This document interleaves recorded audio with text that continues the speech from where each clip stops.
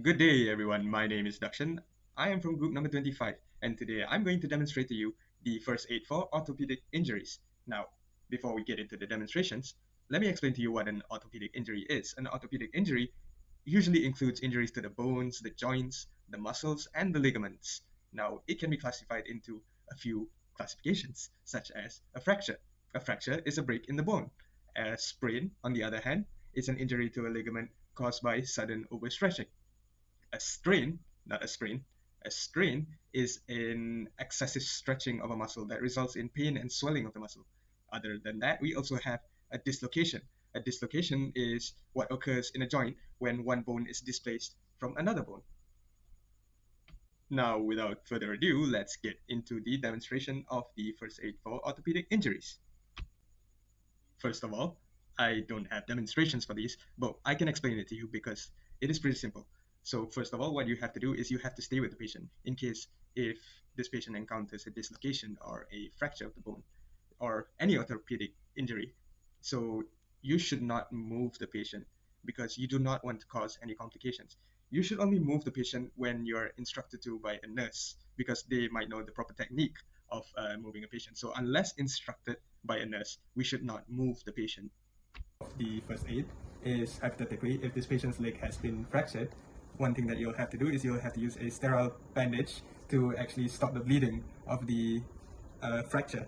Okay, so you can either use a sterile bandage or you can use a cloth, and you can use any other clean piece of cloth as long as it's not infected, so it does not infect the site of the fracture, right? So what you do is you apply pressure around the area that has been fractured, as this will help to stop the bleeding or at least slow down the bleeding.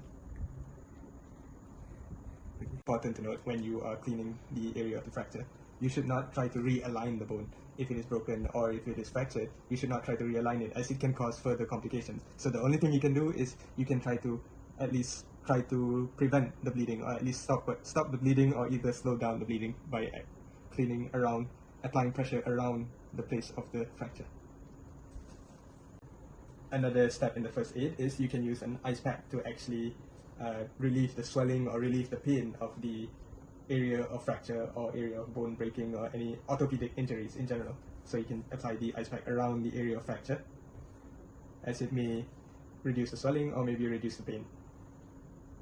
One of the things that you'll have to do when the patient has a fracture or maybe a dislocation is you'll have to immobilize the site of the dislocation or the fracture. What you can do in this situation where the patient's arm is fractured, you can use an arm sling to help immobilize the patient's arm. What this does is it keeps the bone in place. Last but not least, you will have to check the vital signs of the patient, as maybe when a fracture occurs or a dislocation occurs, a patient could be bleeding internally, or if an open fracture occurs, a patient could be losing a lot of blood. So you will have to check the blood pressure of the patient or any vital signs that could be affected by the fracture or any orthopedic injury.